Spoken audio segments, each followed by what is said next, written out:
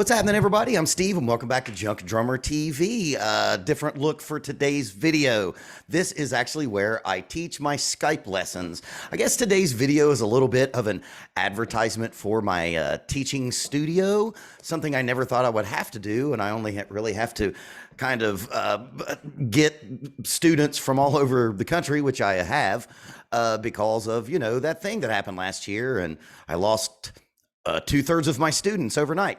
But I've been wanting to make this video since I started this channel. And also, I do apologize. This may be a little echoey. I'm in this big room that has hardwood floors and really high ceilings. So this may not be the best sounding, and the light might be bad, but that's fine. I'll get across what I'm trying to get across. Like the video says, I'm going to give you my secret to why I believe I am a very good drum teacher. I say this all the time. I'm a fair to Midland drummer, a pretty decent woodworker, but I'm a damn good drum teacher. And I'm going to give you some of those reasons. And actually, the biggest reason is probably not what you think. First, I would like to talk about my career as a drum teacher. I started in 1999 or 2000. I can't remember. A lot of brain cells that may not be around anymore. 99 or 2000, right when I got out of college. Started running this drum shop, and on the side I was like, I should probably start getting some students. And I started out with one student, and his name was Brian, and that kid's a lawyer now. And over the years I just added and added on, and as of March 16th last year, I had 55 students, and I was teaching 6 days a week. So in that 20 some years of teaching, in the middle of it, there was also 13 years of teaching drumline in high schools. I taught at 3 different high schools, and I love that stuff. But I eventually just got too old to be out on a practice field in August in 100-degree weather, yelling at a group of teenagers strapped to drums. But if you've watched any of my videos, you know that it's an art form that I really do hold dear. I love teaching. It's one of my favorite things. I don't believe that I have worked in years. I haven't had another job that wasn't teaching in 15 years, because at the beginning of that teaching career, I did have to have side gigs. I worked at Applebee's for a long time.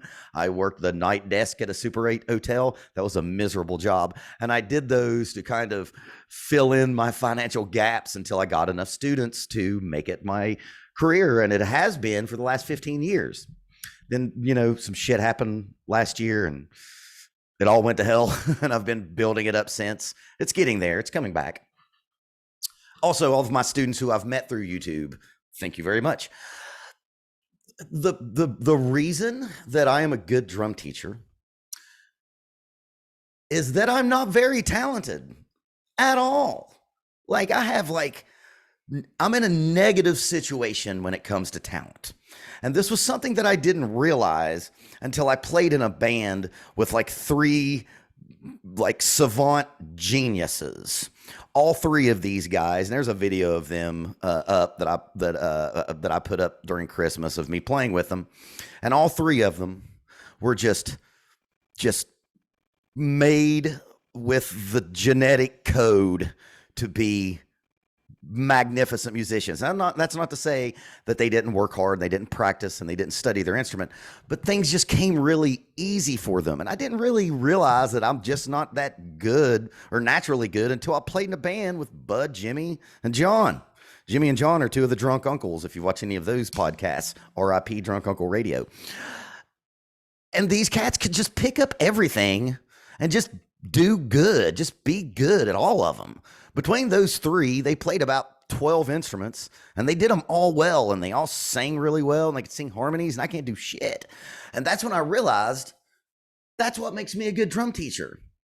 Because, and there's a few other aspects that I'll talk about too, but I think the main thing is I've had to go the long way around to get to what I can play. And I'm making this video, one, to kind of, I guess, advertise for my teaching. If you are interested in studying with me, just email me at junkdrummertv@gmail.com and we'll talk. But I had a friend who has a song, and in that song, he says, what took you, how did he put it? What took you one day took me a long time. And when I got in this band with these three savant geniuses of music, I realized that like I was very proud that I was able to reach a level of playing to be able to even be in the same room with these guys. And I realized that I had to work harder. And I've always had to be that way. I've had to work harder because for fucking some reason this shit just don't work the way I want it to. And I have to just like labor over things. I'll give you a really good example, which is one of the reasons I wanted to be beside my drum set here. The Bonham lick, right? When I went to go learn the Bonham lick, you know, the Bonham lick, right? Ooh, let me do it again. See what I mean? Right? To be able to play that lick, I had to spend many hours going.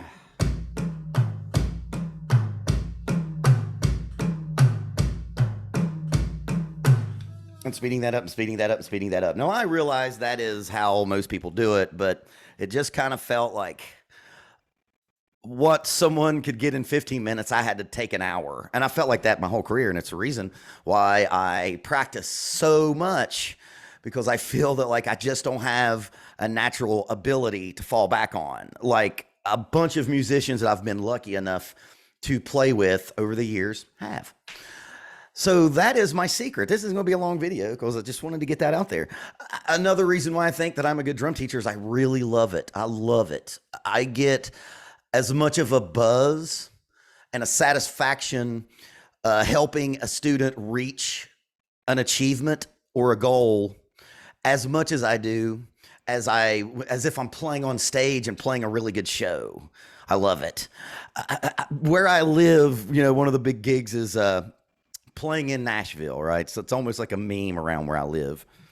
And one of the things I've always loved about being a private teacher is it's the only gig that you have, only job that you have where by calling off, it gives you like a gravitas. It gives you an air of, I know what the fuck I'm doing.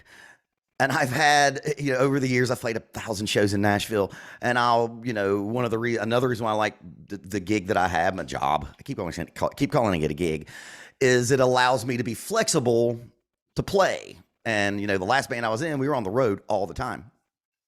So I would, you know, call off to my parents and I would say, hey, I'm not going to be there, you know, Wednesday through Saturday or whatever it is.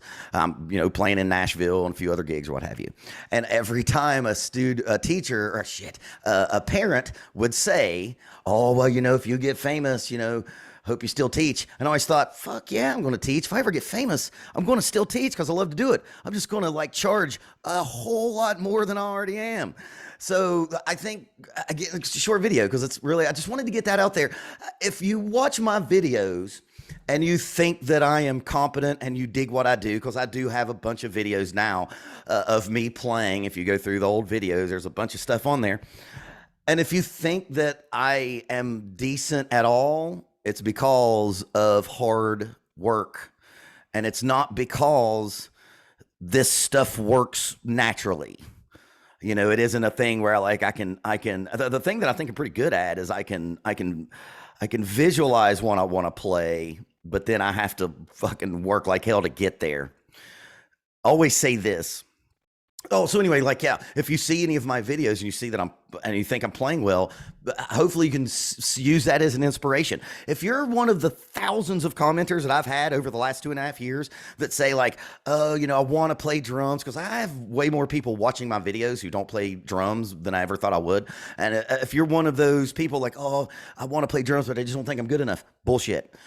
If you have ambition and discipline and drive, you can be as good as you want to, because I am proof of it, because I am not talented fucking at all. Over the years, I've had 100 plus kids that are more naturally gifted than I am. I've got 3 right now, 3 or 4 actually.